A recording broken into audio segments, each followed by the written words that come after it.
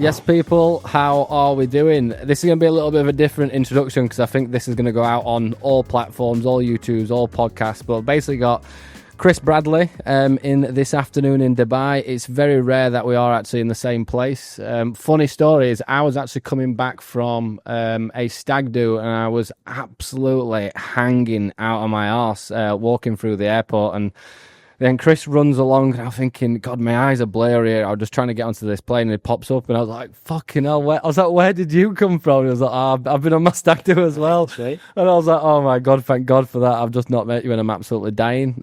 So obviously, you will know me, and for Chris's platform, my name is Ben Hawksuff, and I own a company called The Coach Consultant, which basically helps fitness professionals scale the businesses with acquisition, sales, content, and everything else onto that side. And that is basically the consensus for today's podcast, to almost set the world to rights. Chris put it across to me in terms of the current perspective of what's actually happening in the mentoring sector at the moment. And I'm sure there'll be a lot of conversations off the back of that. So that's an introduction to me, and I'll let Chris jump in now. Yeah. Welcome to the MRR show or the YouTube show. Whenever you're watching this, I'm here with Mr. Ben Hawksuff, who I respect greatly, for sitting down in Dubai for this conversation here today. So it's exciting, man. I think it's like a full circle moment for me in terms of the journey through being a gym owner, a personal trainer, online coach, to now business coaching. And it's for all of our online clients and coaches out there watching this who are like, this is a lonely game. Try being a business coach. Fuck me, yeah. It's a hell of a lot more lonely because you've got the egos that online coaches have got amplified by 100. Yep. And then you've also got the insecurities as well amplified. And again, not to put anybody down, I'm riddled with them as well, but because the stakes seem higher, not to put anybody's business down or anything like that, but the stakes are higher when you've got a bunch of people that you're helping at higher levels. So the game gets higher, the levels get higher. So yeah, it's great to sit down. I feel like it's a full circle moment because I'm like kind of coming round and going, now accepting another business coach into my world to be like, how you doing, mate? It's good. Things good. Yeah. Because I think at first you kind of pretend that everything's good and you just like each other's stuff, you follow stuff, and really it's about, I think this couldn't have come at a better time as well because things are changing, man. I'm feeling the change. I'm feeling the change from my client's point of view, and I'm feeling the change from my point of view. So yeah, let's get into it. Yeah, to be fair, I don't actually follow that many people. I purposely do not follow that many people in the fitness business mentoring space. A lot of times because I don't agree with some of the stuff that's been put out, or it's the fact that I know certain stuff that other people don't, and then I get pissed off when I see them contradicting themselves with content. And Chris is basically one of the only few people that I've followed kind of since day one. And I think it comes down to the type of person. It's the same as when it comes to online coaching. Like you can have some online coaches you can get along with and some online coaches that you don't. And basically that just comes down to human behavior and what type of relationships you like and what type of people you get along with. But like, for example, I like to, people call me the council house consultant, because I'm just a rough council house cunt who's done really well in business. But for me, that basically just comes down to just being really authentic, really transparent. And for me, it's like what you see is what you get. And the first time I kind of come across Chris, I was like, fucking hell. I was like, this guy's like me and he does similar stuff to me. So we connected through Aaron Branch. Obviously, shout out Aaron because he's an absolute legend as well. But when I was started digesting Chris's content, I was like, I really like what this guy's about. And I actually really like the message associated with MRR. So like, for example, obviously the consensus now is like, you have to do payments in full and you have to do this. And I'm a bit of a boring bastard. My message in business is do it right. And it's what I live and breathe and it's what I truly stand by. And for me, doing it right is having a mix of both. We've got quite similar like views and methodology and stuff on that side. And what I liked about Chris is the fact that you've got the industry where you've basically got the people who are going all on the right hand side, which is like you have to do massive payments in full. Me, I'm in the middle. Chris is in the middle, by the way, same as me, which I do now. But his message is basically on the left hand side, and I love anyone who left wing stuff because it's completely different and it's out there, and it almost kind of goes against the status quo and a lot of the bullshit that you'll obviously kind of find in this sector. So like for me, it's not just about like is a competitor. Like I remember I've said to him before, I was like, I don't see anyone as competition. I want to win the war. Like that's what I want to do. And I think everyone's in the game because they want to fucking win.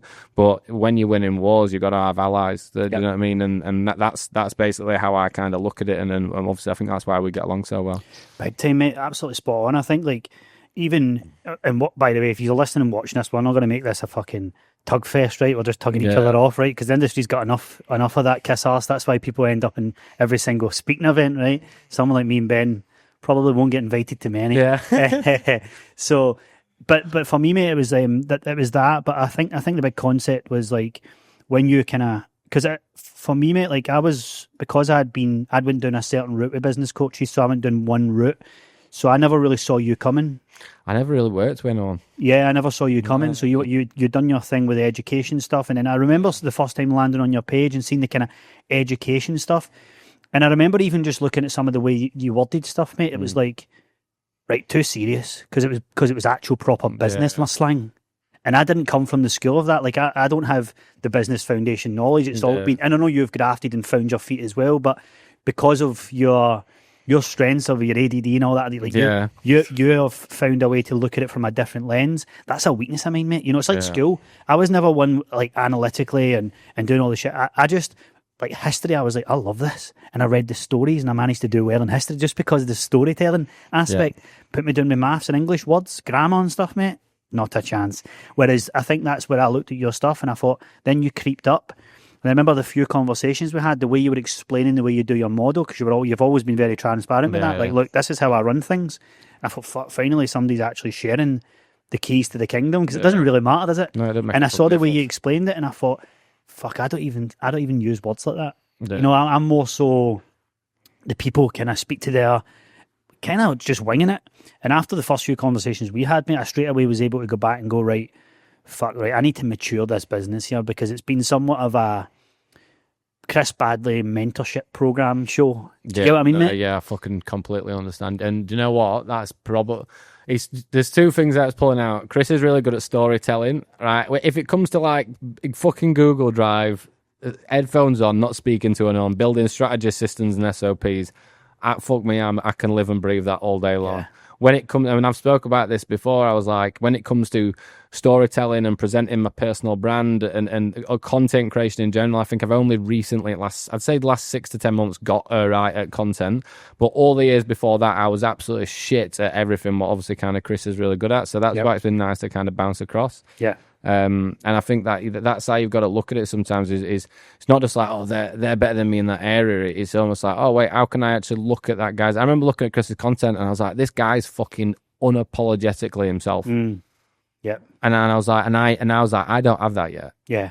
And I'd say that, especially last year when I took a break from social media, like I've come back this year and I was like, it's funny because I actually create bits of content now with certain people in mind. So like I always think like Chris, I think of Simon Strong Media because I'm good mates with Simon. And there's a certain people, and it's like, I remember when I come up with the idea and I create it, in the back of my mind, I'm like, oh, they'll like that. I know it sounds stupid, but it's like, I know that they'll like that because people will see me for who I really am. Yeah. And that's like, for example, what Chris says, like, until people like really digest my YouTube videos, or I'm in a conversation with them, or I speak on stage, like I feel like people didn't really know who I am and what I'm about until probably recently.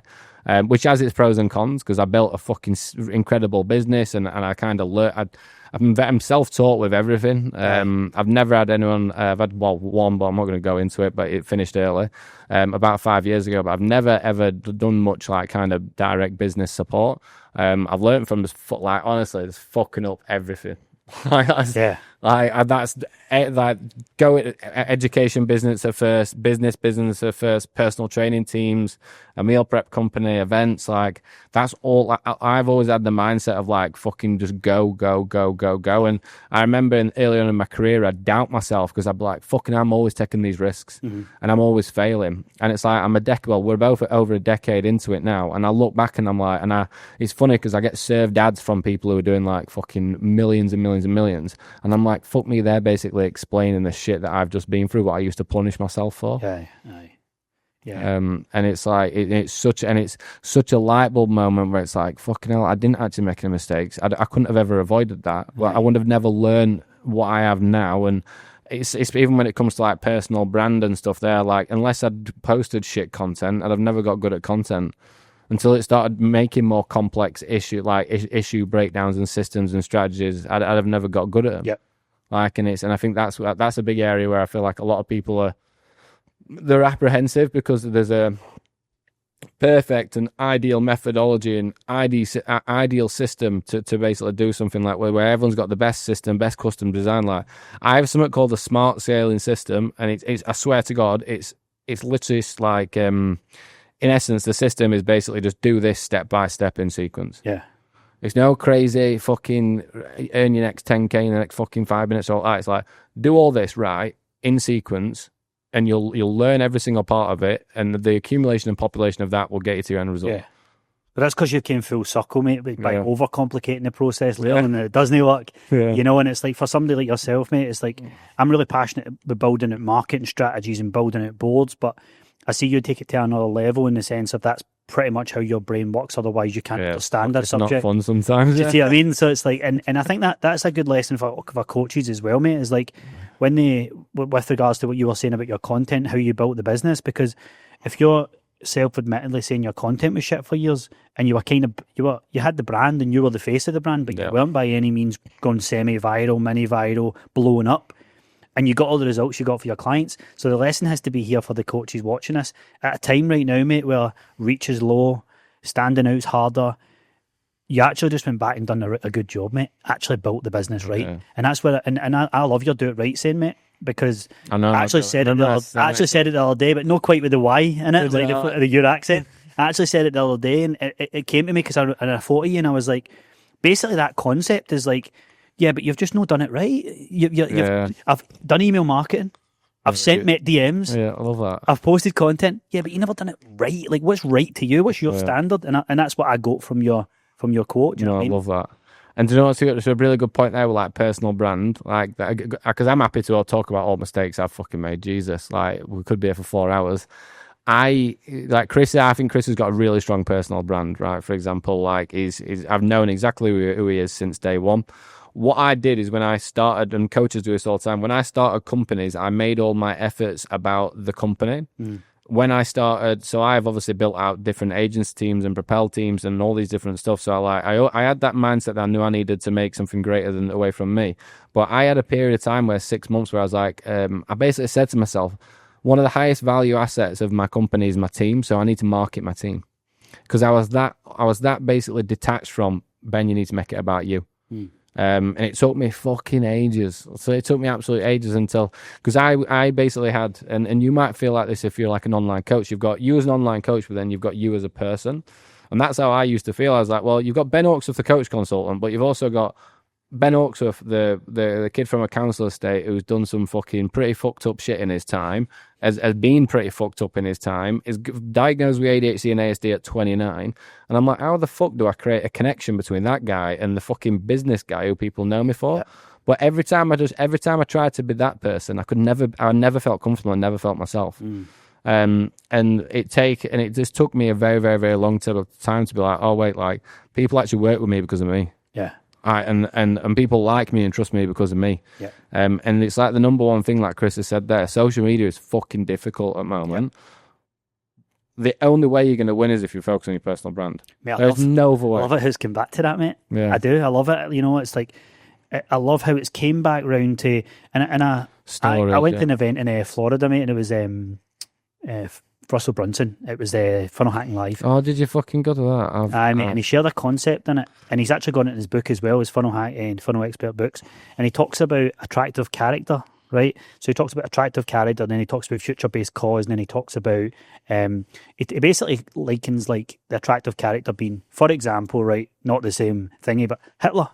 And then his movie. Yeah, that's very funny. That. Do you know what I mean? And then the amount of times I've used it, I know, mate. But for the tribe and community, and I used Hitler on a team meeting this morning. Did you? I swear on my life, like even everyone in the team, like Hitler. I said, yeah, but it makes sense, like because the movement, mate, that he created, that's the cause that he created, and Russell Brunson talks about, it, and he gives loads of examples, mate. He talks about every president ever that's won versus another, like 50-50, they've always come up with that new thing. So it's like attractive character, new opportunity, MRR, me, the personal brand, and then the future-based cause. Where are you taking them? So the person, like, what's the new thing? What's the new vehicle I can get into? And where are we going? Yeah. And that's why everybody bought into Andrew Tate. And that's why everybody bought into Hitler. And they're the attractive character. The term attractive is questionable, but the people find him attractive. So I tried to tweak it and change it to try and understand it for our clients and be like, look, this is you. You need to be that leader. Now, and this is where it stops, because I say to them, what do you like and dislike? And they tell me, and I say, what's your opinions? And they fall short because they don't want to share their opinions. Yeah, everyone's just scared. But scared. That's the type of shit that you need to be sharing. You know, and that's where I got on a call with a coach, and, you know, it's like, I've not got enough leads. And I'm like, who are you, mate? Like, who are you? Yeah. Like, let's say we get you... Why would someone apply to work with? Let's say we get you hundreds of eyeballs tomorrow. What they buying into here? I'm not saying you have to be the next big movement. Yeah. But what is it? And then if that's enough, the personal brand, where are we going? Where are you taking everybody? You're taking them smart scaling. You're taking them through your Propel and your journey through there. But where are we taking them? And that's where I love a coach, mate, who creates a new opportunity, just sits there and thinks, mate, like, what am I actually creating here? I don't care if it's, by the way, like, I heard a quote one time, it was like, there's nothing new under the sun. And because I was like, the Glasgow PD, I'm different. Same with MRR, it's like, MRR is just a concept that it's not mine. Yeah. Can't even register it, can I? But I just want to be known as that, so that there's something. It's just monthly recurring revenue, mate. It's like everybody does it. It's no mine. But the idea is that, okay, what is he about? Right, he's about MRR. Right, okay, cool. Do I like him? Yep. Where's he going? Stacking MRR. Let's go with him then. That's what I need to know. Yeah. And if you don't need that, that's fine. Because then, it's not a match, maybe? Don't know. Yeah, and it's almost like coaches fall into this trap of going, right, I need to be creating content which is based on value. I can't remember who I was conversation with about this yesterday, and I was like, I actually, based on how content's going at the moment, I actually want you to go completely different onto that, and I wanted to put a spin on it and go, if it's valuable, what's your opinion on it? If it's valuable, what's your experience on it? I like it. So it's like, and when you start creating that's what changed for me, is that I basically got this journal, because I'm fucking out. Chris would probably piss himself if he saw my diary, but it's how I have to run my diary. So I have like time blocked, scheduled down to the fucking minute in a day. It's sad as fuck, but I stick to it and it works. And I make this 15-minute block where it's like a journal where I have to sit down and just think about content ideas every single day. So I have content, email, book, and YouTube. So I just have 15 minutes every day where I write a load of ideas down, and 80-90% of it is probably shit. But when it comes to me doing my content creation thing, I'm just pulling up all these good ideas, and I swear, and I did it. I thought, right, what first thing that comes to my head, and it's like all the top performing posts I've had coming out recently has just been from that, and every single one has all been literally tracking back and looking and experiencing what I earned, what I learned from it. Yeah. And people are like, well, I ain't got a story, I ain't got much. I'm sorry, you can't get to fucking 20 years old or 30 years old and not have fucking experiences or opinions. Unless you've been locked in a fucking cave. Yeah. Like, you don't have to have like crazy fucking like mad stories that need to blow people's heads off. Yeah. But it's just a fact of like, I always use this analogy where if five people walked into a room, Chris are probably exactly the same as us, because I know him as a person. If 5 people walked into a room, 1 person said hello, 1 person called me a cunt, and 3 people ignored me, I'd still trust the 2 people who spoke because I know their opinion. Aye, love that. Yeah, but the 3 people who stood there awkward, I'd be like, what's your position? Can't suss them out. I'd rather don't know where you stand. I don't know where I stand. So when you're creating content, and that's what I say to people, is like, don't be afraid to say something what contradicts the status quo. And because all that happens is, if you've got like fucking you've got saturation here, which is we've got a light up there when we think of it. You've got everybody, which is all in one place, little dots here.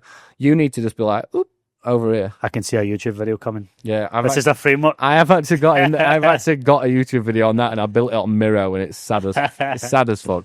But basically, that's how you need to look at it, is going, right, if they're speaking about this, how do I speak about that? And that's basically, you need, how if you add in, it's like this and that, this and that, this and that. If everyone's doing that type of program, I'm going to do that. Yeah. Do you know what I mean?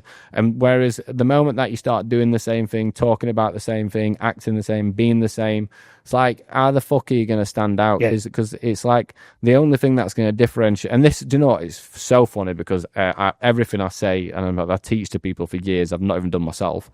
But the only thing that differentiates you to everyone else is you. Yeah.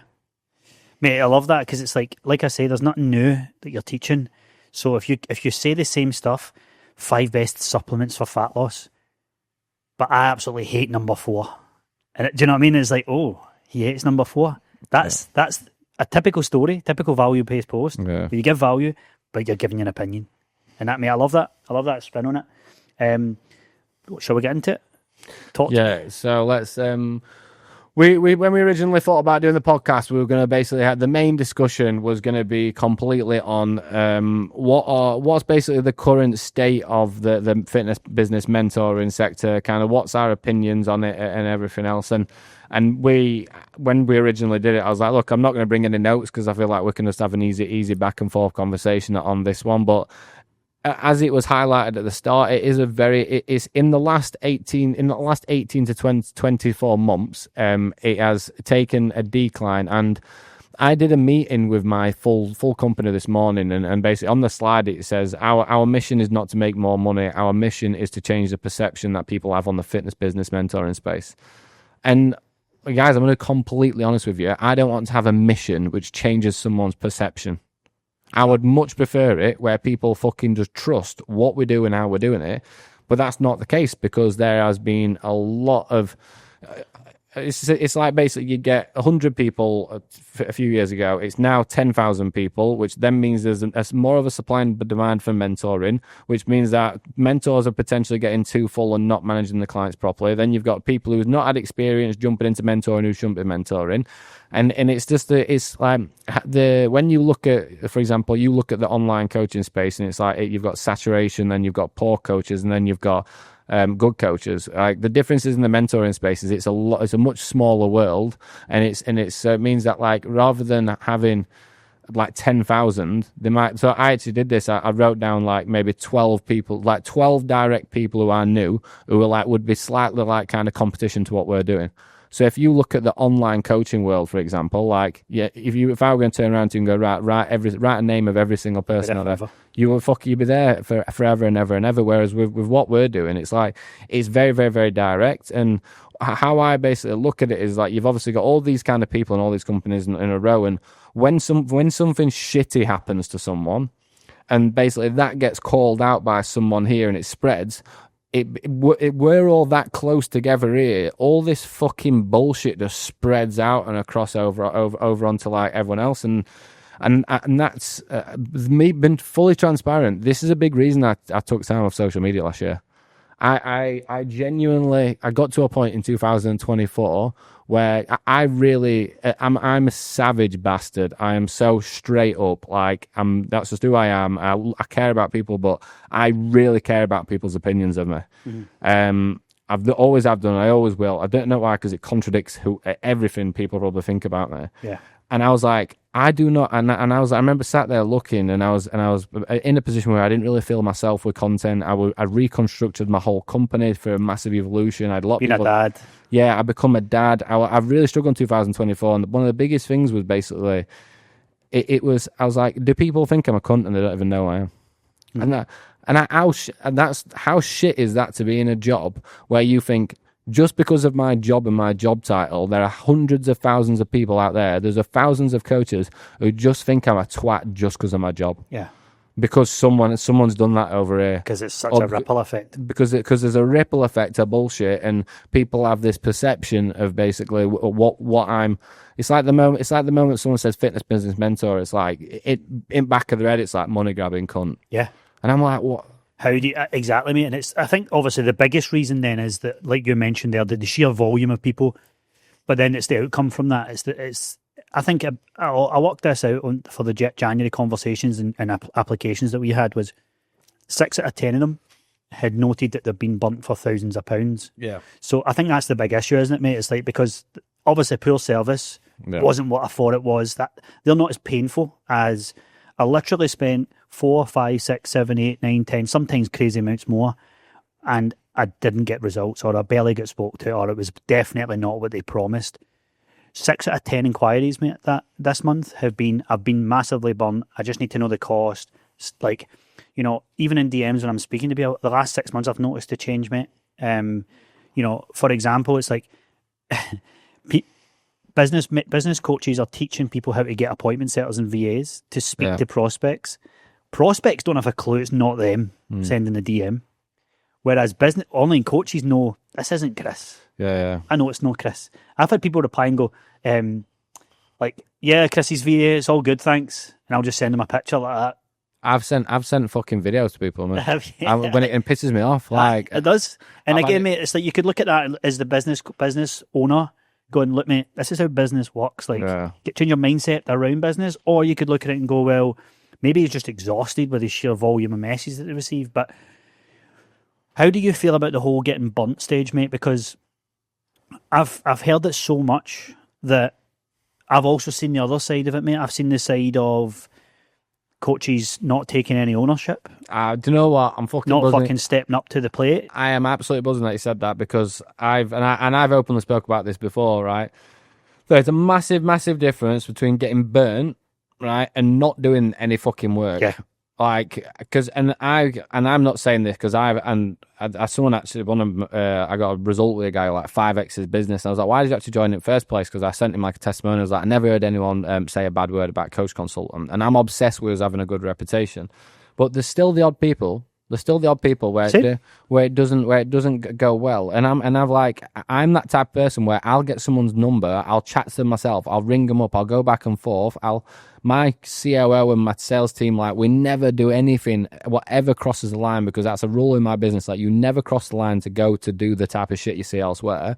But we still have those type of people coming through. Of course.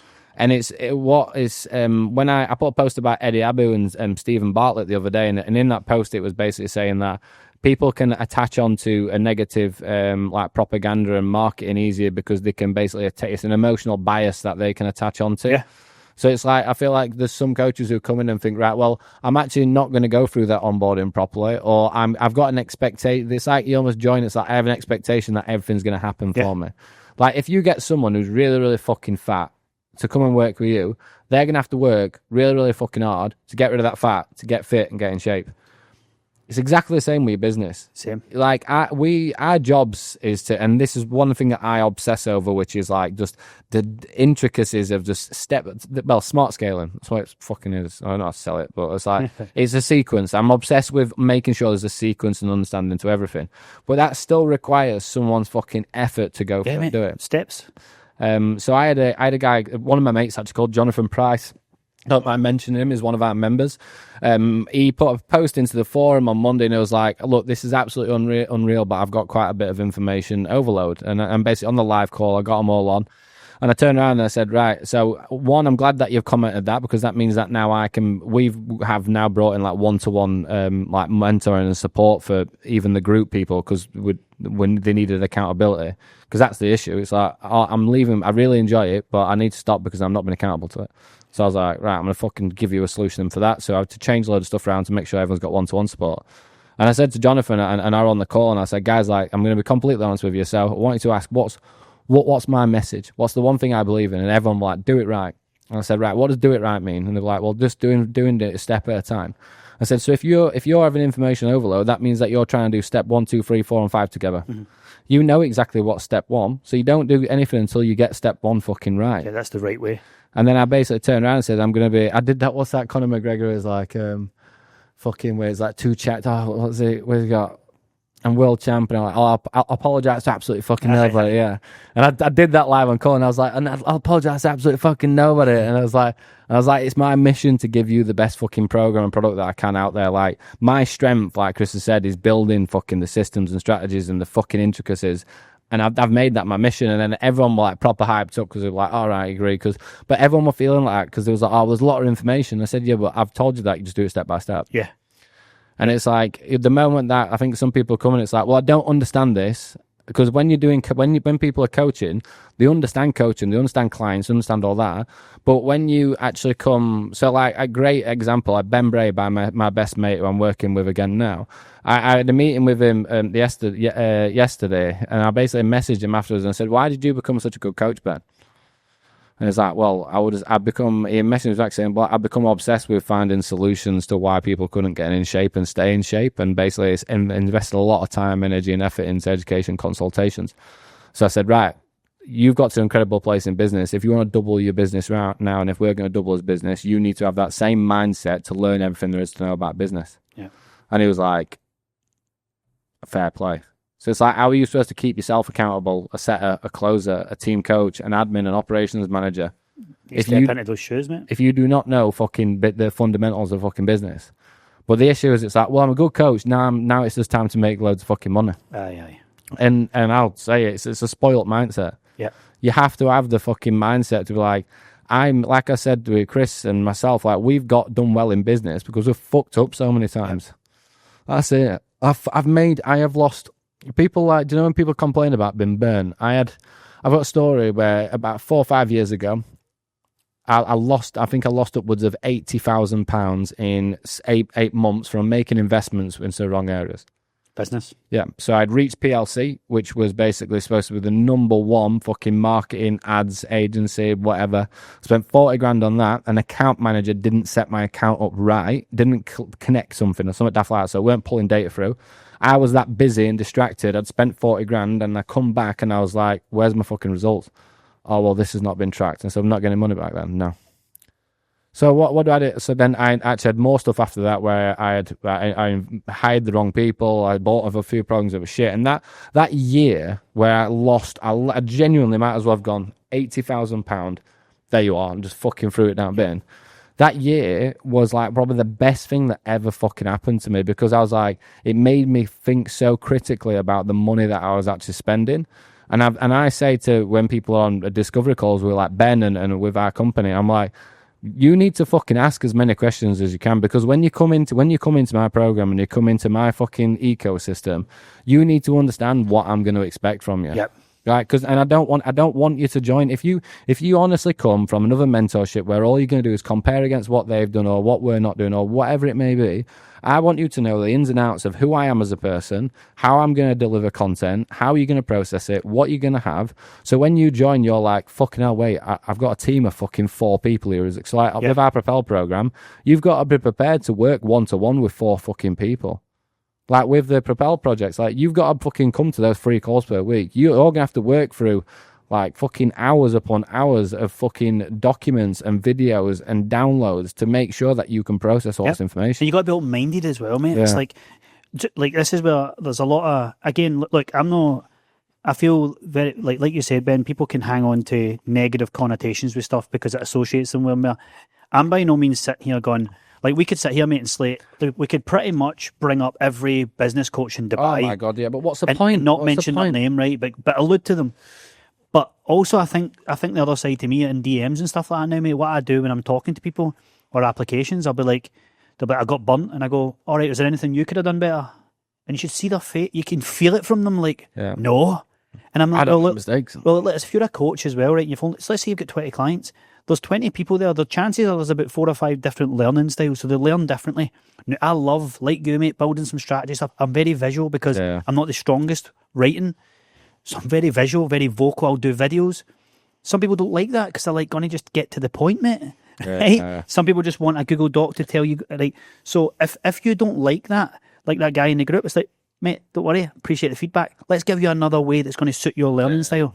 And that comes from communication. And there's some coaches, mate, that I just think do not communicate well enough. And I go, how the hell do you communicate with your fucking clients if this is the way you was? Like you said there, mate, we had someone sign up, graduate from a program, sign up to our main agency program, and said, look, guys, this is too overwhelming. There's 5 people in this group chat. And I'm like, there's 5 people supporting you and it's too overwhelming. So I'm like, look, by the way, pretend they're not there. If you need help with content, you tag Matthew. If you need help with strategy, you tag me. If you need help with operations, you tag Kaelin. If you need help with product, you tag Dean. Pretend the rest don't exist until you need them. Until that little app button's pressed, you don't need them. And it's crazy, mate. So like that could, I had another example where someone did 6 months, got to the end, they were okay, dipped in and out, busy PT and stuff. Got to the end and went, okay, did I get a refund then? And it's like, yeah, you said you'd double my MRR and you never. And I went, okay, cool. But did you realise? Yeah. And that's fucking mental. And I went, okay, cool. Let me just pull up all your data because we track everything. Yeah. Put up the data. Never came to one meeting. Yeah, mate. Never booked one call for help. Read the tracker notes every single month. Missed 3 of the months, so we read the 3 that we got. So didn't give us their numbers for 3 months straight. Came away and wanted a refund, and I went, "What world do you live in, mate?" And this is something that, just because the mentoring space has got a bad name, I will not fucking bend over and let people fucking. Yeah, no, I'm saying. I will stand my ground and we go, "Mate, look, here's the fucking mirror. See on your way out, if like, I don't care if you go away and badmouth me, because I know I've morally kept my agreement here. Here's the agreement I set you for 2x MRR. Mate, it's ridiculous. Do you know my agreement for MRR? We don't do it anymore because it just attracted wrong fits. But it was, you have to post 4 times on your main channel. It was, you have to fill in your accountability tracker every single month, which takes 60 seconds. Just your income, leads, right? You have to complete the work in your implementation zone, your step by step. So we assign you a task, you get a due date, and you do it. That was it. That's all we said. And we'll double your money. It's self-awareness. Do you know what? It's like I think one of the reasons I've built such a good connection with the coach consultant community is when I've not been, so like in 2024, I remember I just told people, I was like, guys, I'm still going to deliver, but I'm not okay at the moment. And I would just straight up, I was like, I can be like, I'm very, if I'm not okay, I really struggle to face it. I was like, look, I've just had a baby. I'm working on rebuilding something for you all, which obviously everyone fucking mad about by the time I'm done with it.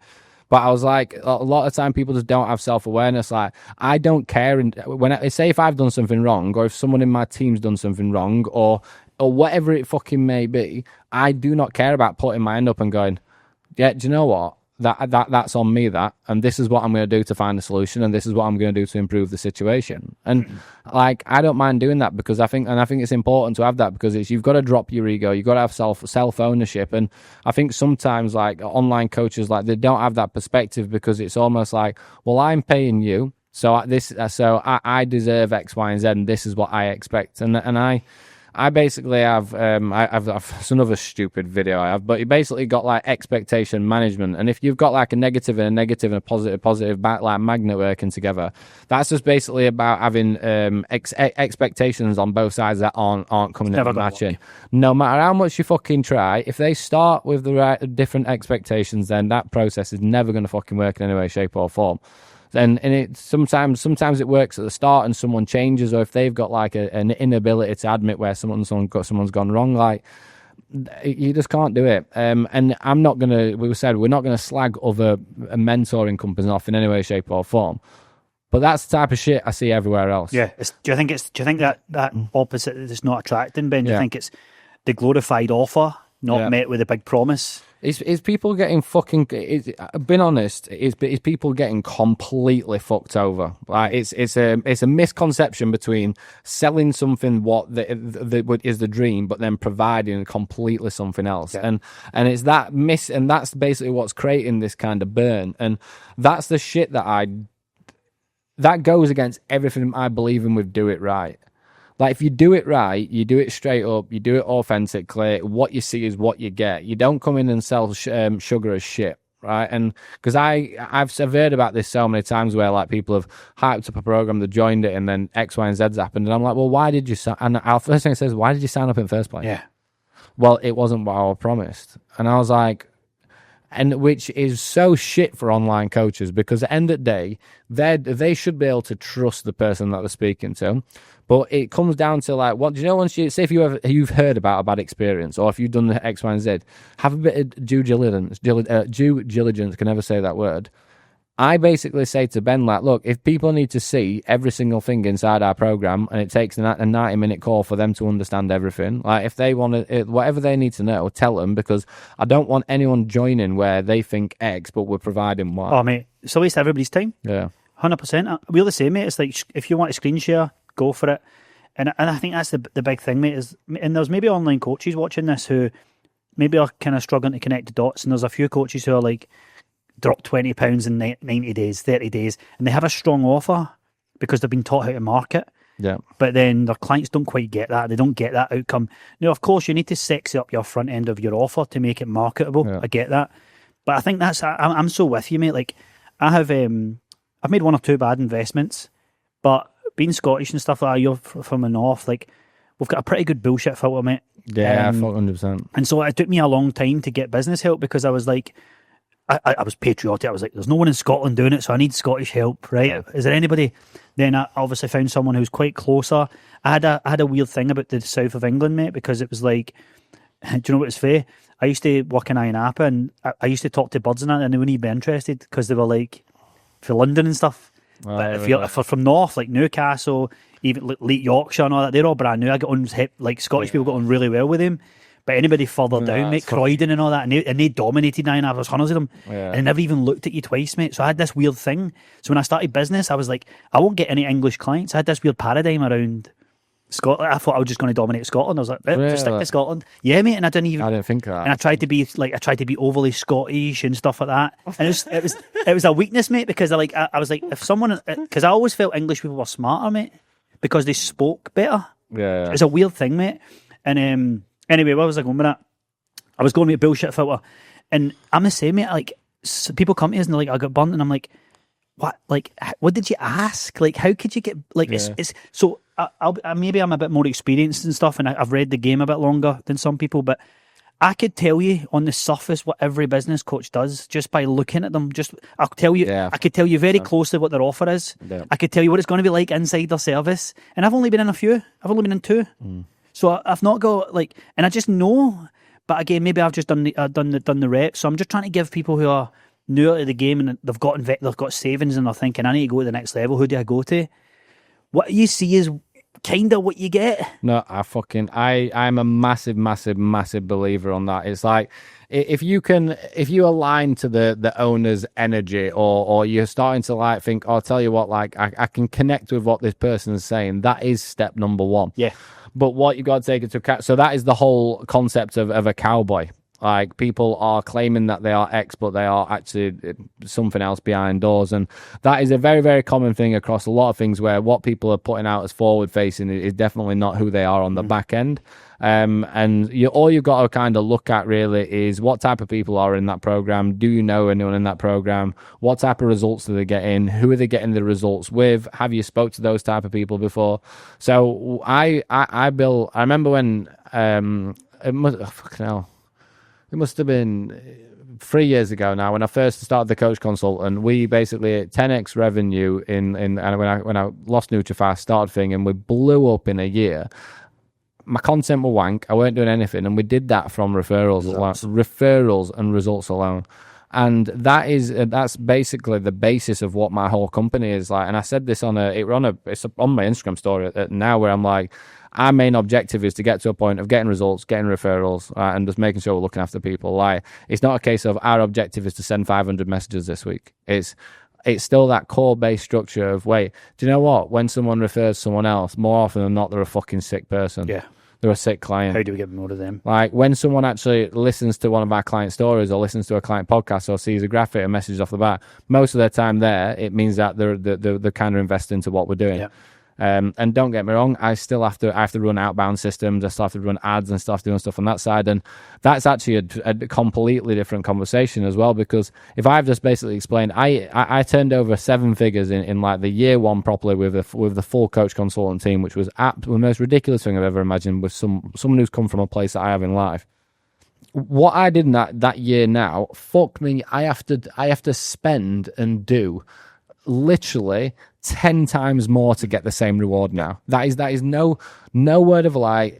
On ads, on outbound, on effort, on content volume, on effort, on the team, on fucking everything, just to get the same amount of reward.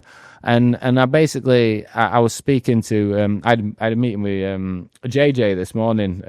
He's one of my mates, but I don't work with him. And I was in a chat with him, and I said, what's the biggest issue in the online coaching world, the mentoring world right now? And he was like, I don't know. I said, have a think. What is the biggest issue with online coaches and obviously and personal trainers and mentors? And he went, trust. I said, that's all I did 6 months ago, JJ. I looked at my business and I went, right, I'm changing every single thing that I'm doing to focus on solving the problem of trust. And we've had an incredible 6 months since that point. And that the reason that I'm in such a good place now is that I'm actually enjoying what I'm doing again. Yeah. Whereas I feel like I went through a year, so middle of 2023 to middle of 2024, I went through a year of dipping my toe doing other shit. I went through a year of not doing it right. Aye, just a bit misguided. Yeah, and I was like, oh, I'm going to do this, I'm going to try that, or I'm going to try this content style, or I'm going to run this and run that. This is what coaches do now, mate. Yeah. So they need to take the lesson for that. All I did is, and that's when, because my podcast has always been called Do It Right. And I've said do it right. So basically, like, it's a Yorkshire term where it's like, if you're going to do it properly. Don't do it fucking twice, and you don't have to pay twice. Like, it's just a Yorkshire thing. Like, it's like, imagine like a farmer, like, you just do it fucking right. Like, imagine that's the best way to describe it. And I was like, and that's why I was like, wait, what is my actual professional message? And it was like middle of last year, I was like, every single time that I've scaled my business has always come back down to just doing it fucking right. Mm-hmm. I've never been able to take a shortcut. Yep. It's never been a fucking ad creative or a fucking or an ad. But again, mate, it's because of the noise. So, like, if someone like yourself's getting lost with years of experience, so is online coaches. 100%, yeah. Like, in a way, and you know, I saw a post you did, I think it was last week or whatever, just talking about like you're not successful if you're in Dubai. Like, Dubai doesn't deem your success. Do you know what I mean? You could be anywhere and be successful, and I think that's when I was the same as you, mate. When I thought of this, when I started seeing a lot less inquiries coming in, when I started noticing sales calls just being harder to close because the person on the other line is just like, I don't trust any. Yeah. So when that was fed back to me, I was the same, and I kind of sat for a while and I was like, right, who are my ideal clients and what are they like? And mate, I think I've got like 2 clients in Dubai, right? And I know I'm not exactly pitching here to Dubai people but there's enough options for you here. And I think like, and I look at it and I kind of said to Cheryl at one point, I was like, my personal, but like obviously it's me, and you know, you give us a nice compliment now, mate, with the personal brand and stuff. But I was sitting there thinking, who do I need to become for people to actually go, I need to work with Chris Bradley? Yeah. And I was almost veering fucking left, mate, like you. Yeah, 8 months ago, mate. I was almost off, and I'm going, whoa, wait a minute here. Do I actually need to become that guy? Because I was looking, mate, and it's like, I sat 12 months ago and I went, we were honestly, I swear to God, what we're saying on camera right now. We were back and forth. Hour on holiday. I think I were in Spain, and I remember voice noting Chris having this exact fucking conversation. I was like, I'm so fed up of feeling like I need to do something different, or I'm not doing something right. Yep. And I think we both went through that period where all the bullshit were going there. And it's like, and what you've got to imagine it's like a fucking train, right? If you've got a train, I'm going to go proper autistic on your ass, man. Imagine you've got a fucking train what's going down the road, and you've got like 100 people on there. Imagine everyone runs to the right-hand side, and the weight distribution rails on that, and it starts putting pressure on that side of that track. And that's how I fucking felt. I literally felt like I was getting pulled into a direction and pulled into like a velocity pull that I just didn't want to be in. Mm-hmm. And that lasted fucking ages. Mad that I actually remember the exact voice notes and conversations we were having. And I remember like hearing them from you, and as transparent as a guy you are, like, you were like made me feel better. And I was like, right, mate, I think because you were at boiling point with just everything, mate. The walls are closing in, obviously having the wee one as well. So I was like, mate, have a chilled holiday, man. Just relax and stuff, because I think you got it before me. Yeah, I think you got it and felt it before me, and it took me a bit longer. And then I felt it, mate. And I was sitting there going like that, right? I was thinking of my clients in an event, and I was sitting there, 80 of them sitting in front of me, and I'm like, what are these types of people? And I was like, right, there's these guys in Dubai, business coaches, they have fancy this and fancy that. And I went, you actually can't be the richest business coach, because there's people that are just ridiculously rich. No, I'm not saying that's the answer. I'm just, this is my thought process. Do I need to be the richest? Do I need to be the flashiest? Right, that's not fucking me. Do I need to be the most, like, do I need to swear the most? Do I need to call people out? Do I need to do parody videos of other business coaches? No, mate. You know what I'm talking about? All this kind of shit. And I was like, who do I need to be here for people to go, I need to work with that guy? Yep. And it came back round to what you were saying. I went, make your fucking product better. Like, just make it better. Yeah, I saw like that. Listen. I just went to him and I made the decision. I went, I'm just literally going to give everything to my fucking program. Aye. And I went like, to you, how do you run it? And then you had mentioned about the way you done your agency model, and I went, oh fuck, I am not at that level. And that caused an 8-week ripple effect of just paying people what they were worth, saying you need to be part of this or you're not. And then, you know, my expenses went up. The product got like unrecognizable within 3 months, and I was like, fuck. So You text them, conversate. Chris put a post out. It was this is a long time ago. This talking maybe a year and a half, maybe even 2 years, and it was basically something like it was an overview of the mentor. And it's like the anti-mentors are still just mentoring. It's like the people who are talking about values don't actually have fucking values. The people who are claiming X is Y. So and I remember reading that post, and it was like a light bulb, and it was good because I knew that I weren't on that list because I didn't actually relate to anything that were actually on there. And I remember looking at that, and I was like, yeah, it is. It's like this. How I hate so I'm not like a fucking deep like Illuminati type style person, but I do believe like there's greater forces within like economy and government what's playing this fucking game, right? Mm-hmm. And I always say to people like my head feels like like a game that's just having chaos all the time, and I have to be in control of it. Otherwise, it starts like pinball where it goes and I can't control it. And that's how I felt in the sector. I was like, I feel like I'm in a fucking game. Yeah. I feel like all these people are playing these stupid bullshit things that I can't, like slandering other people, fucking claiming X, Y, and Z. Then you've got the other side, which is like, yeah, you need to have a fucking Ferrari, you need to have a Lambo, or you're a shit cunt and you're not successful. And I was like, where and I remember looking, I was like, I don't fit into any of this shit what everyone else is doing. Yep, same. And it made me feel so uncomfortable because I was like, I don't want to play your games. Like, did you think at one point? Did you ever think, Ben, at one point, like, should I just go broad business? Did you think that at any point? I did. I went through. I still do my one-to-one consultancy now. I do dabble in different businesses because I find it. I love business. I just love business. That's just what I'm like. It's all the same, but it's just packaged different.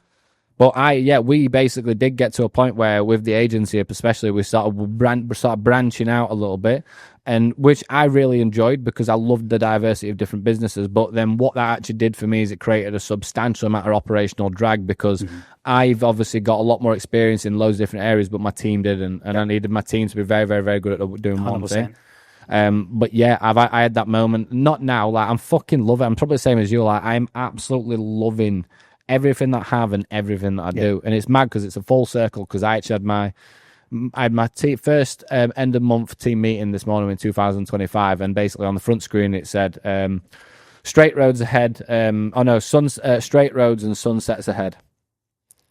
Whereas every meeting last year was this needs to be done, that's getting adjusted, this is getting evolved, you're going through a review, you're fucking reapplying for your job again. And I'd reconstructed every single thing that I fucking did inside my business, and it were horrible. Whereas like this morning, it's like it's class talking about now on podcast, it was like that was the first meeting today where I was like, my shit is good. Yeah. Like, and that is... And do you know what? It's like, yeah, financially we're in a fucking incredible position. But and I remember saying to Rob, because Rob's buzzing about it. He's my COO, but he's also my best. My company's made up of my best mates. I've just trained him into the role. So my COO is my best mate. My sales director is my best mate. My best mate Beth, she's my client success director, and they're fucking sick at what they do. And I met, and he's buzzing because oh yeah, we've got this, got that. And I said, Rob, the only thing I care about is the fact that I know I'm doing it right. Aye. That's it. Because that's what it needs to come back to. Yeah. Because if it doesn't come back to that, mate, you're drilled again. Yeah. You know, and I mean, see that length of time that you felt with that. Like, this is like coaching. This is why I sometimes have an argument against people who say I've been burnt and they go, that's it, I'm not getting any help. And I'm kind of like, right, I get that, and tell me what caused it. And what did you do wrong? Cool. Ownership. All right, perfect. Brilliant. 5 things they've just mentioned. And what could you have asked differently? Right, cool. I'm not even talking about you working with me here. I'm just asking you questions to understand. I go, right, so what's the alternative now? You sit there and you don't get help and you don't tell anybody, you don't communicate with anybody because you've been burnt? Or do you just get a better bullshit filter and go back out there when you're ready and the money's back in the bank because it will come back, and go and get help? Yeah. Because what you, like think about most of your online coaches, think about most of your clients.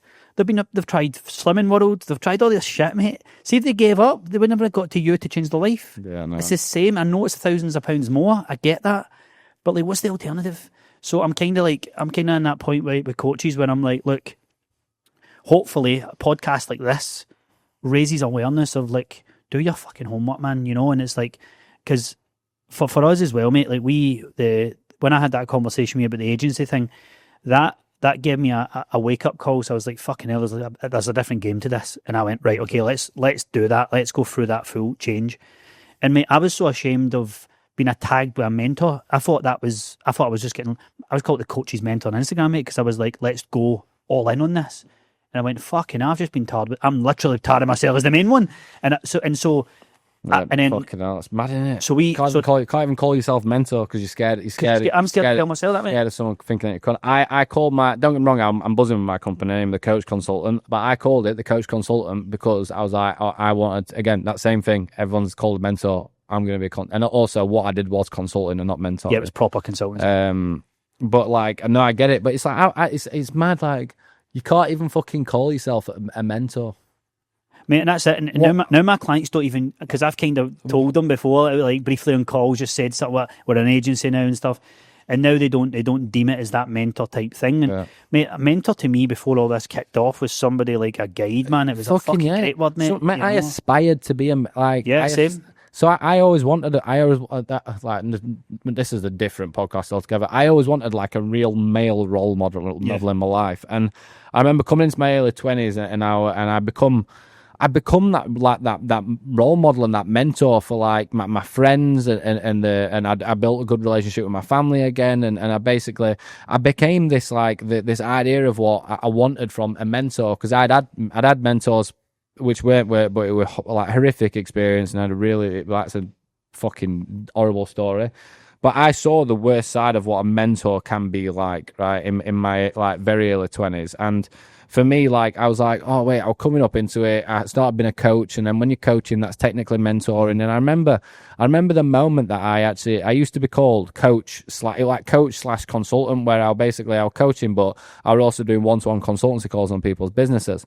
And at that point, it weren't the coach consultant. It just sounded better going coach consultant rather than coach mentor. But I remember that moment. I was like, I'm mentoring people here, and I remember being really proud of it. And I was like, I've got to that point where like people listen to my advice, and I know I'm giving them good advice. I know that I'm helping them. But it's like, as it evolved, it's like it become a swear word. Mate, exactly. And I felt like, see, because these mentorships have always had traditionally like really large groups of people. Yeah. So like 200, 300 people.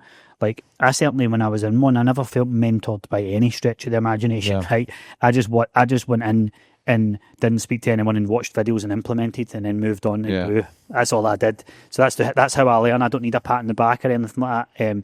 Now, as the business grows to a certain level, I need someone to cast their eyes over it. Absolutely. Like, I need help, support, all that stuff as well. But I feel like the term mentor is like, I used to, for the first little while of the Upgraded Coach, before it was the agency, I pride myself on that message, mate, you'd get, like, oh, Chris is my mentor, and they'd refer on. Yeah. I'm like, fuck, man, that's a great feeling to have that. Yeah. And now, mate, I'm actually so far removed from it that I actually just want to be a fucking marketing agency now. I mean, I don't want to be, like, and that's why I asked you that question, mate, because I've always had in my mind, like over time, I want the business to help other businesses. I want to do a couple of case studies, because I'm the same as you, mate. I love getting curious with it. I love getting challenged. So I'm like, here's a business, here's what they do. And a long-term plan of mine, mate, is to be able to just go into any business and just add a recurring model to their business, and just, do you know what I mean? Any business. I'm talking funeral homes. It's like, how the hell do you know what I mean? No, mate, I love that. That's a fucking vision, that. So it's just like, I want that. I want to build that up, and then, like, but then I say, there's a voice inside my head. It's like the realist, and go, mate, you haven't earned the right to help other businesses now. Make your money where you've built your reputation. Yeah. You've built a product. Stop trying to bail.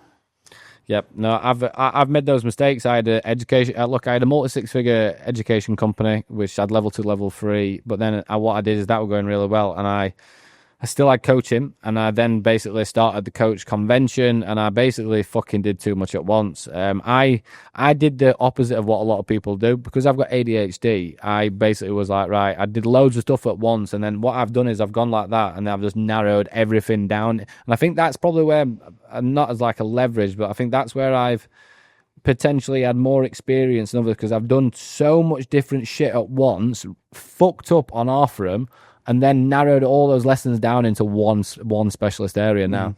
So it's like the education company, meal prep company, coaching, one-to-one mentoring. I've got like the group, the events company, and all these different areas. And I was like, it's like you get different lessons and different experiences, and it's like now I'm like I just have one objective, and is literally just to focus on what I have now. Yeah. And it's great. Like it's repetitive, but it's also creative at the same time. Aye. Like my mission is literally just to have the best. But I know that I'm never going to have potentially the biggest personality. I'm not going to be able to like compete like people like Chris, like where I just never will, because I'm an interesting character. I'm an interesting character, but I'm never going to be like that singing on, dancing on stage type of guy. Like I like just getting down to fucking numbers and getting down to nitty gritty of it. But that's where when you create content, mate, and stuff, and the stuff that you use, that relates that takes because it's like I like the structures like that now. And I never used to, but now I'm like what's he building? What's that framework? Yeah. And it's the same with Charlie Morgan, for example. Yeah, fucking freaking out. When I'm watching him, that's why I loved this stuff so much. See, when I'm watching him, I'm thinking that this is just you. You would just love this. No, I don't know if you would love watching it because you like creating it. That's a fucking serious compliment, by the way. Because that guy is like, it was good because when I bought that program and I saw that unit, I was like fucking buzzing. I was like, I was 1 hour buzzing out there, and I was like, it was probably him who was a big moving point for me to be like, wait, I can just be myself. Yeah. Because there was so much. He's not that guy. Yeah. Oh no, I get it, mate. I'm fucking buzzing that he said that. You know what I mean? He's the. And Rob said that as well. It's like, Ben, it's like fucking listening to you. Exactly, mate. And that's where, like, for yourself, mate, like how well that guy's done. And I think that's just another reminder to you, like, build the fucking training, mate. See if it's 2 hours long, build it. Yeah. Go and build it. You know, because I used to watch. I signed up with Taki years ago, and I signed up with Tanner. Right, two very, very different business coaches. Yeah. So Taki was very much very good things about Taki. iPad, drawn on the iPad, creating a training. There's 60 people on the webinar. It's roasting hot in Australia, and he's drawing on an iPad. It's a live Zoom call, right? He's doing Zoom and he's drawing on the pad. And I love this drawing. He's a very creative guy. Delivers really, really well. And I thought, I can learn this way visually like this. I like that. And it was great. Very group model stuff like that. Time zone never really worked, but I just sat there in the site, mate, watching the videos, plugged away. And I remember someone else joined, who I no longer speak to, messaged me like, you in Taki's group? And I went, yep. And he went, oh, it's fucking shit. And I was like, all right, how come? Fucking expecting me to watch an hour long video for something. My God, I like that. And I went, mate, I fucking love it. I love it. That's one thing that infuriates me. But you'll do posing for your bodybuilding show for an hour. Yeah, I'm like one out, right? So to put this into perspective, like I remember when this is all ages ago when me and Chris were in Charlie Morgan's, and his like offer conquering is something. His onboarding video series is something like 30 hours long. I completed that in 2 weeks. That's how my head works. I was like, I loved listening to and how this guy was articulating information that much. Like, and I would not recommend for fitness professionals, by the way. No, it's way too fucking high standard. Yeah.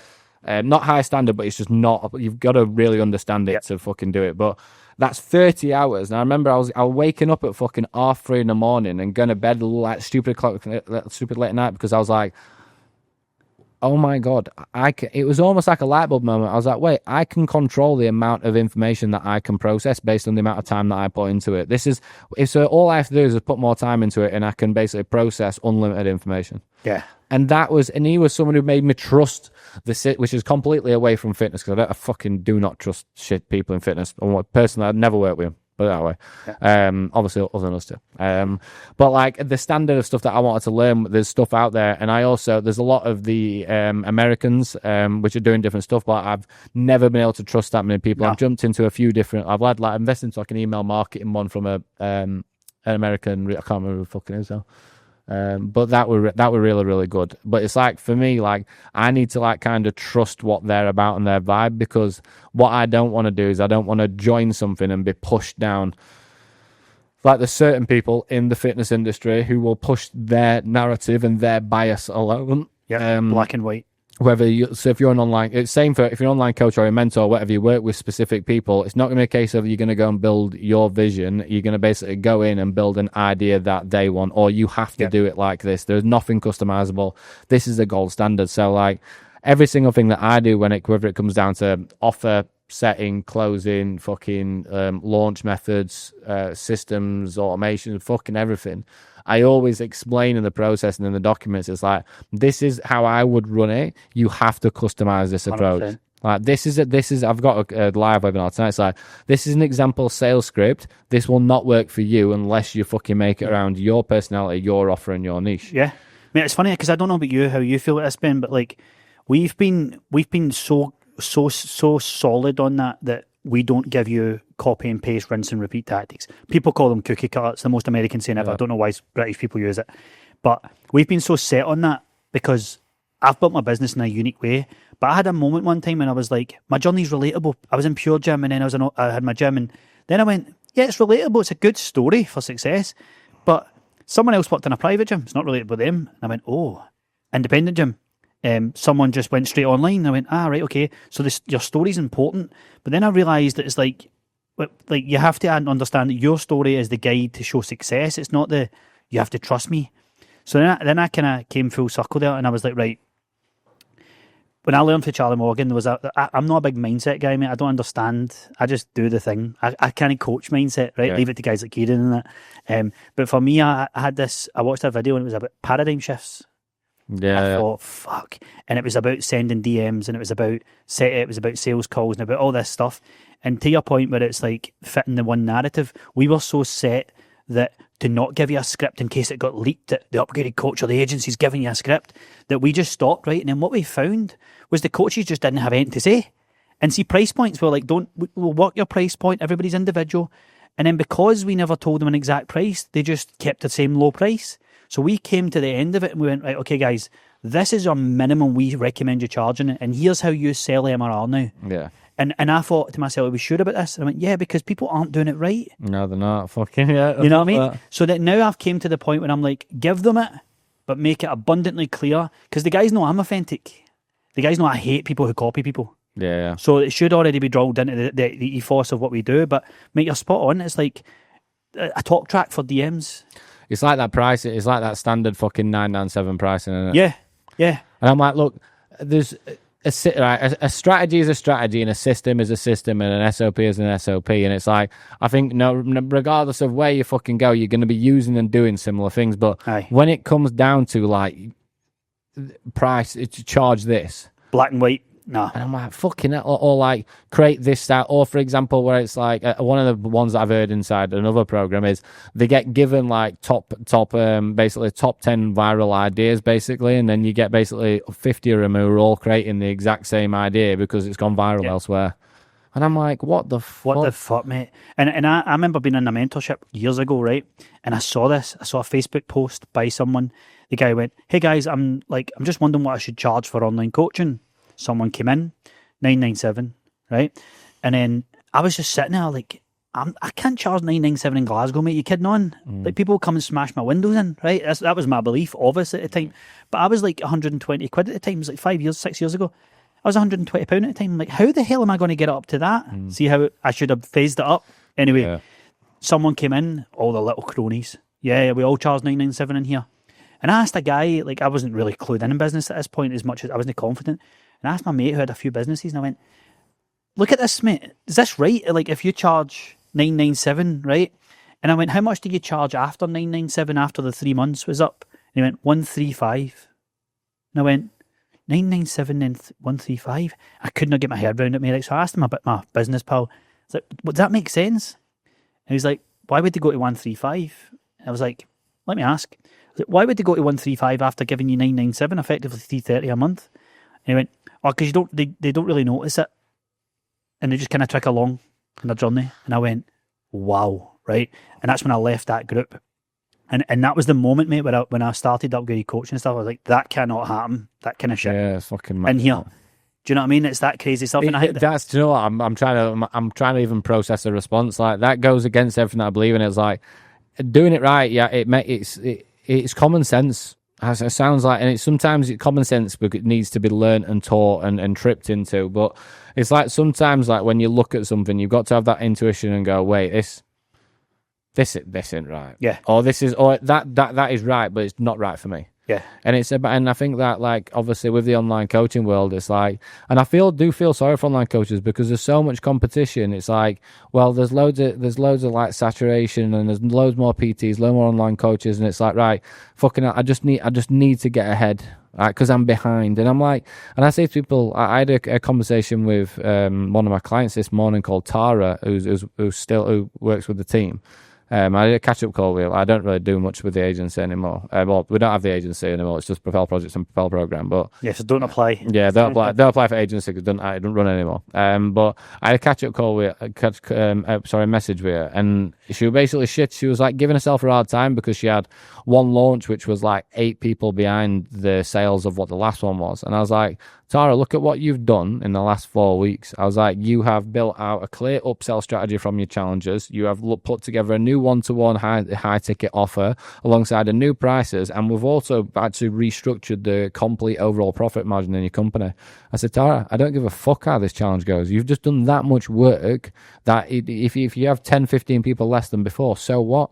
Because you've done things right. So after that, things are going to be in a 10 times better situation. But it's like, I feel like online coaches now, honestly, I sympathize with it.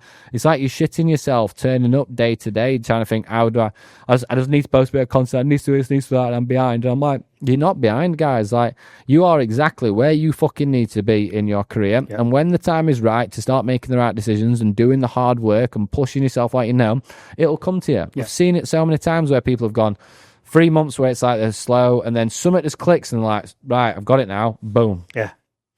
Mate, I feel like especially over Christmas and into January and stuff like that. And I just urge coaches, mate, to like look at your year from last year and just, because this is something that took me about 4 years in business to do, mate, is actually look at my calendar last year, my launches, what I did, when I did it. It sounds mad saying that, but I said it to my client recently. I was like, what happened last year? Where did it go well? Just the usual, Chris. February was good, March was good, April, photo shoot I ran, that was good. May, took a dip in July and June, July, August. And then September I launched that thing, it was great. And I went, okay, so the typical months then. Typical months when any coach, pretty much the bottom of the pile gets a bit busier as well. I was like, so all you need to do this year is peak those troughs. We need to use this. And she's like, right, okay, cool. Straight away, January was a great month. And I'm like, you normally wait to February, don't you? I was like, you just stepped up. You just looked at it from a different way. And that's what so many coaches are like. We do better financially in sales when coaches do worse. So we have almost like a mirror effect of those months, don't we? So like February, coaches go, well, what happened in January? I thought it was going to be the peak. I thought the gyms were going to be mobbed. I thought it was going to, no. So then we tend to do a bit better. So we have to peak the other ones, like the opposite. And it's just an observation I've made for coaches, because the coaches who, I'm not saying, by the way, you have to sell every month, every year and launch every year. I'm not saying that at all. What I'm saying is like, you have to do different styles of work in different times, because if you just peak a few troughs in the year, your business is going to grow 2-3x. Yeah, it's I'll think of them. I have a YouTube video what's called Lulls and Launches, and it's like your effort and your emphasis needs to be on when things aren't fucking going well. Yeah. Because it's like when things are going well and you've got that spike and it's like sweet, good. It's these lower point series where you need to be looking at more trust, more connection, more rate of data capture, getting as many fucking emails as humanly possible. So when you go into that next launch and that next push, you've got an accumulation, and then when you come down into your next lull, you're accumulating more to launch more. And it's like, that's the mind. I think that a lot of online coaches kind of go wrong with that. It's like, right, I've got a launch, bang, bang, bang, bang, they're out. I'm going to drop off now. Yeah. And I'm like, I just say throw your name in a hat. Yeah. Throw it in. You don't have a big hat. You don't have to make a song and dance. Just throw your name in a hat before you're like, throw it in. Just keep it AK, build trust, and continue to do that. So I think that's a big thing. Another thing on the big launch thing that I've noticed as well is like, we have a lot of I get excited by launches. I love launching stuff. I love creating stuff. I love, marketing stuff. But I made a point in my last event, mate. For 2024, we reviewed the stats, and every single month all our clients fill in a tracker, and I exported all the data, right? And one question we ask is, aside from everything we've just asked you there, what's the main focus this year? It's this month, it's either I need more sales, I need to focus on client service, I need to build more systems. And every single month of 2024, sales won. Yeah. And I revert back to the previous questions. 9 sign-ups, not a single client left. Buzzing with the sign-ups, but happy with the growth of the income. And I go, well, when is sales not going to be the answer? Why is it always win? Yeah. And then I asked them to their face at the event. I went, why are you always voting for that? And they go, we're just scared that in case it just falls off. And I went, interesting. And again, that's where the whole MRR concept comes from, mate, because it's like, I'm trying to change that narrative. I don't want you to always focus on sales, man. I want you to have a month where you're just being creative. Yeah. Why is it always sales? And I know we always want to grow, but we're always trying to grow anyway. So we may as well just have maybe we just go back, like slingshot effect, go back, like you're saying, the low, and then build. Because when does it stop with this sales stuff, mate? I went through a stage, Ben, 6 months ago, tweaking my offer to get coaches on a higher level, an appointment setter, a closer, and all this kind of shit, mate. Because I was like, they say they want sales. Yeah, no, it's like, you know, and it's like, yeah, I get it. So I'm trying, instead of that, I'm trying to change the whole outlook on it.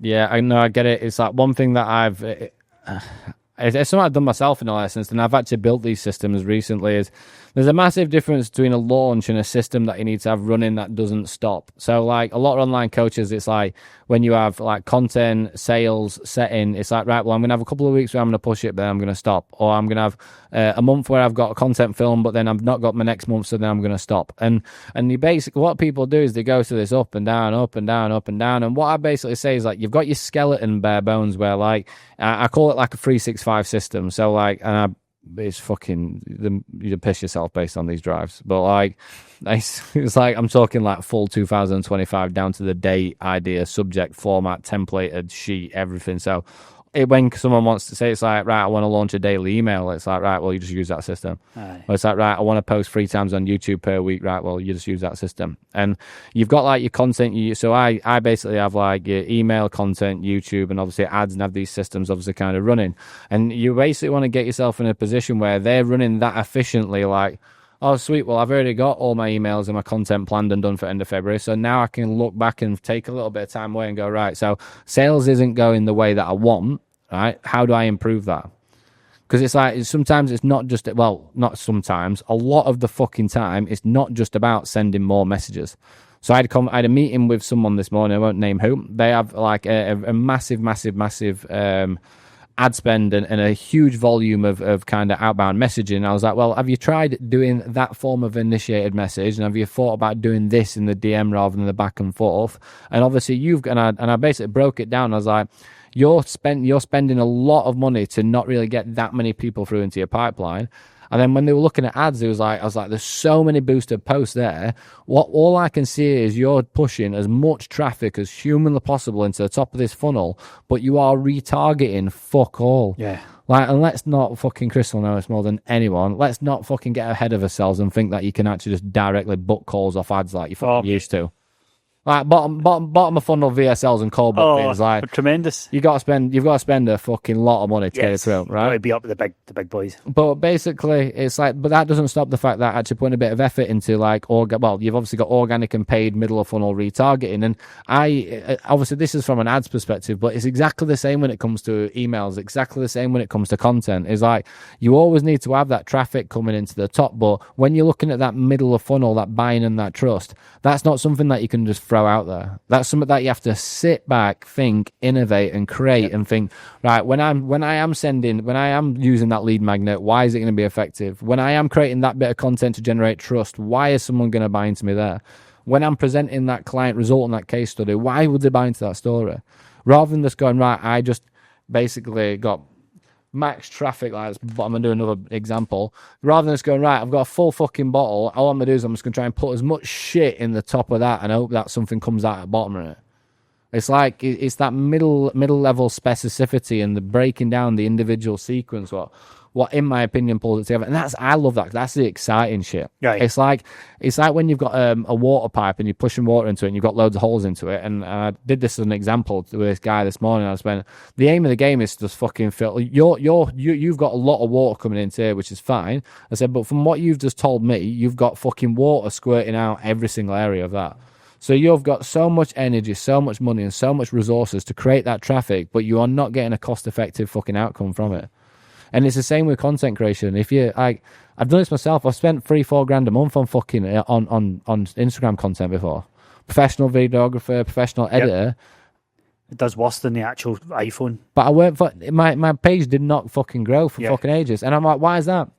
It's because I weren't sitting down and taking the time to create and design and script my content around my experiences and my stories. Yep, mate. And see the top, middle, of funnel thing. It's bang on the money because I see coaches' content, and this was okay a few years back then, but nowadays with the way that it pushes it to non-followers and followers.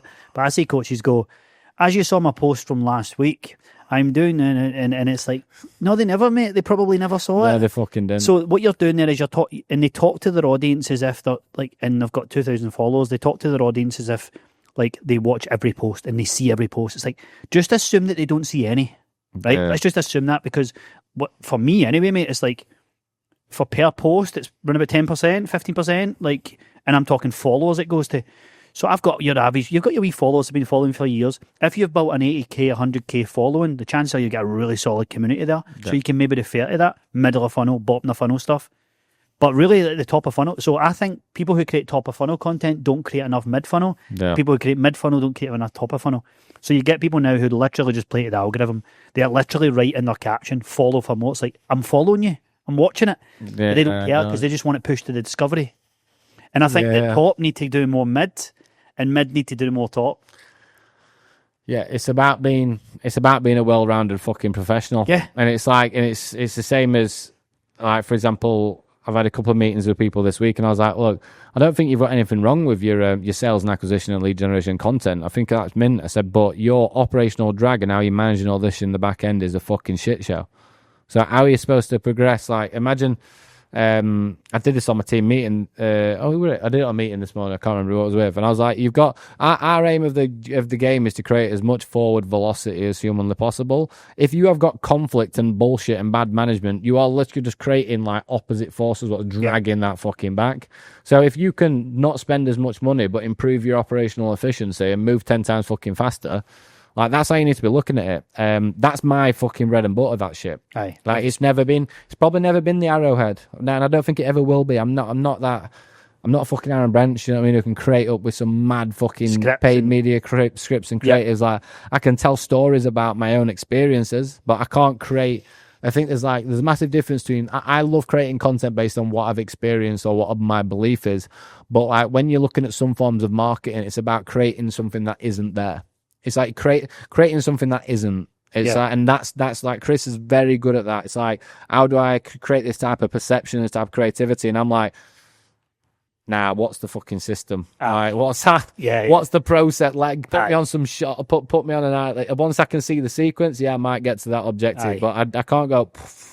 Like, that's what I think your strength is your YouTube, mate. Obviously, as you've been pushing definitely. it. I fucking love my YouTube, and that's where when someone binges that stuff, mate. That's where I think I seen somebody talk about it the other day, because YouTube's obviously a tough build. But someone said the other day, like, the first moment they got, so they obviously used their UTM parameters, or they used a YouTube link, and they got the first booked call through YouTube. And the client was very well qualified, man, because they'd racked up like 25 hours of this stuff. And it's interesting, mate, because I watch a lot of YouTube's the fun I don't shit. watch any, mate. Do you know? I don't watch any. Yeah, I love it. I just sit, watch it, as long as it's good stuff. Any. But to be fair, mate, I've always got enough business stuff to crack business videos to crack on with. But no, mate, I'm a big fan of quite a few YouTubers. Don't get me wrong, mate, I watch the shit as well to unwind. Yeah. But mate, I every day I need to have a video in front of me, mate. I need to learn something. Do you know what? I podcast with Simon Strongmead the other day, and he said same. So he struggled at school with like education and learning, and he it's really weird this, because I'm completely opposite. But he basically said when he changed to focusing on YouTube videos and online videos, he could learn and digest content 10 times faster. Yeah. I really, really, really struggle with that. I would. You prefer creating them, making people watch them. Yes, so I like creating them, but I like creating them in a way that I understand. But I would prefer to have like a Google Drive that's got individual documents that I can read, because I'll understand that. And that sounds with my ADHD and my ASD, it's like I'm always that's why I've loved being in Dubai. I spoke to Chris about this before. I was like, I'm 4 hours ahead. I feel like I can breathe. Whereas in the UK, my day is that fucking jam packed with stuff that I do. It's like I feel like I'm drowning. And for example, little things like watching a 20-minute YouTube video versus I can read a Google Drive at 10x speed in my head. Aye. Like, I'll always go for speed option, so I'm fighting against that. But yeah, no, I guess, mate, if the information in front of you is good enough, like, I think for me, I see it as, like, I probably don't learn as well as I would if I read it, but for me, I think it's a tick box in my mind to stop me from thinking and let me get taught a wee bit. I think there's a wee shift there definitely. that I like. I just use watching Vikings and fucking medieval programs on Netflix instead. I love it. I learned. Do you know what? It's like I actually did this as an example this morning. Like I've got content in my program which refers to shit like the Romans. Yeah, mate, I've seen Charlie's as well. I was the same. I have like Roman stuff. I had like I had a battalion one this morning, and I just think that's I have like something called niche spec ops. So I love that idea of attaching, like Charlie's fucking mint. I love that idea of attaching like a concept to something else. Yeah. So like people can visualize it. Metaphors, mate. Metaphors, analogies. Yeah, metaphors, analogies. I think I've used about 12 analogies so far. So I just do it naturally. But I'm the same, mate. See, when I saw Charlie he kept going on about the Conquerors, and he kept going on about Da Vinci and stuff. And I was on I found it so strange comparing it in business. And then I watched. I was on a plane, and I think I was coming back from Spain or something. And I watched a documentary of Da Vinci and just how in the Renaissance period, and just how he changed shit, man. I was just like, wow. And it made me think of how he now thinks of things, because he like, as you've saw, mate, with the way he explains the economics of stuff. Oh, mate, fucking... He explained the YouTube, why you need to like keep posting on YouTube in a mad weird way, and I was like, yeah, even down to like fucking presidential campaigns and shit. Yeah. But it's like the moment that you attach that onto like a real situation, it's like, oh wait, I understand this. And so for me, like I've always been obsessed with like the Romans. Like the Roman conquerors and how they did it and the process, and I fucking and Greek mythology, I fucking love it. So like, some people probably hate it, but like I'll always try and attach something onto like a different concept. Yeah. Because I just think that it allows you to. People don't digest, and it's this how you need to look at your content as well. Like people don't digest information in like a one-dimensional way. Like some people look at it from so many different perspectives. So if you can provide as many different perspectives or ways in which you can do it, you can like kind of almost entertain, cater. You can basically cater for multiple different people. Yeah. That's what Taki was great. I mean, he was very much like dancing hands and stuff like that. And that's where I had a business coach after him, where I was like, right, that's all great. I've created a great product. I feel like I've just became another version of him though, where I'm just dancing hands and drawing on iPads as well. And he's got 40 years on me. So then I went to a business coach who was very serious, very, like, it looked like he had more money, but like no attachment to him, couldn't even connect. I'd watch his videos and they were like, he was just never happy, mate, ever. Oh, really? And Taki was laughing, joking, happy. Didn't he mention money once? Black t-shirt, doesn't care. And I thought, and what I learned from him and then versus what I learned from him, I needed the both, because that's that's the fucking massive. That you learn what you don't want to be like. Yeah, and I also learned that, you know what, like, yeah, you can wave your hands about and draw on iPads, and I know that's underselling it a little bit because I'm teaching frameworks, but what I learned was, but you've got to get the business foundations down.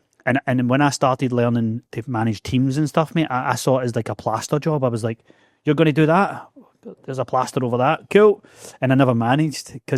So what I learned from that was meetings. Here's the agenda. Manage a team.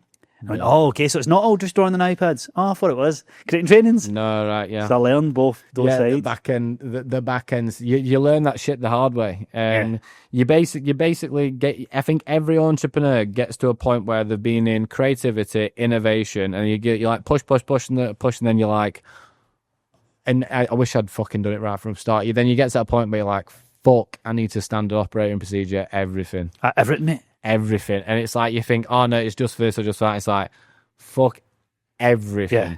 Like the sooner that you can get used to, because the moment that it's like, right, oh wait, I need to outsource to a setter, or I need to outsource to someone running my YouTube, or I need to outsource to someone who's posting my content, or I need to bring in a team manager, leading operations manager, you're like, fuck, how do I teach them? Yeah. And it's like, yeah, and that's probably one of the biggest bits of advice I give this podcast is like, get into your head that you step by step document and babysit every single part and every single moving part in your business. Because when you do start to scale, when you start bringing other people in, if you have a coach, for example, that coach needs to have a full extensive standard operating procedure bank. Like anyone who's going to come in and do anything for you, you can't just expect them to know what to do. And it's like, and it's such a difficult moment because the process to create a standard operating procedure for everything in your business is minging shit. Not fun about it. No. Well, I do enjoy it. But that's because I've got my headphones on, I've got cool tunes on. And that's you. But I think it's right, mate. I think that's such good advice because I've started everything I started doing now at this level, and it's taken me so long. Is imagine someone is going to come who's 10 years later who's very, very knowledgeable, is going to look at your business tomorrow. Could you show them your tracker? Every metric, could you show them it? Can you show them if they said, what does that member of staff do that you're paying X amount a year to? What did it do? Could you even write down to, you're about to get a video editor, is all your brand kit ready to go?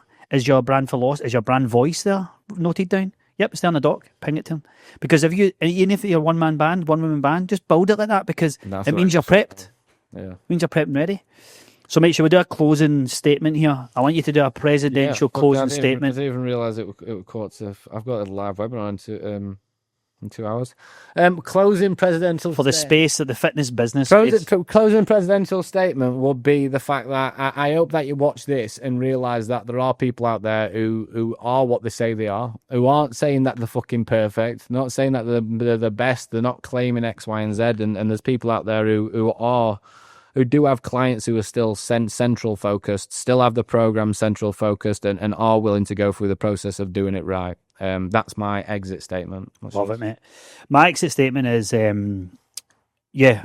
but on top of Ben's one, I think just understanding that, you're always going to need help. There's always levels to the game, and the mistakes that you've made from a financial standpoint, the people that you've worked with in the past, it just never quite clicked. It's all part of the journey, as Ben's proven here. It's all part of the journey.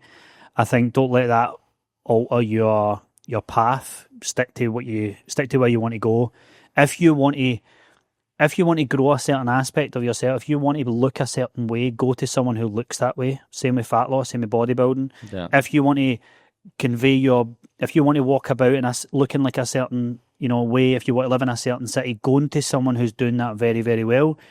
If you want business help, this would be my top recommendation. If you want business support, mate, go and get full comprehensive support. If you can't afford that, wait. Yeah. Because what I'm seeing a lot of now is people who are just jump to the cheapest program. Yeah, mate, they're doing mentorships, but it's just for systems. They're doing mentorships, but it's just for lead gen. Like, one of the things that when I first connected with Ben was, like, I realised the game he was playing, and it's because he was a few years ahead, but he was just thinking on a bigger scale. Yeah. And I thought, fucking hell, there's levels to this. So I went away and built and created up a few levels. So please don't invest in something that's cheap just so that you can get a level ahead. So an automation service. Yeah. Get the comprehensive service, because I know from having a client in with us who's then went to Ben, and they're going to make you work. Yeah. They're going to make you work, but it's comprehensive. So that's what I would probably say. And I would say, check out Ben's stuff. Go and learn. If you want to get deeper, go to his YouTube channel. If you want to go that, if you prefer to see stuff visually and go even deeper into stuff, the granular detail, because ultimately that will make you understand business more, which is what you're doing with your mate as well. Same with Chris and having a much better personal brand than I do. So thank you very much, everyone. Cheers, guys. Thanks for listening.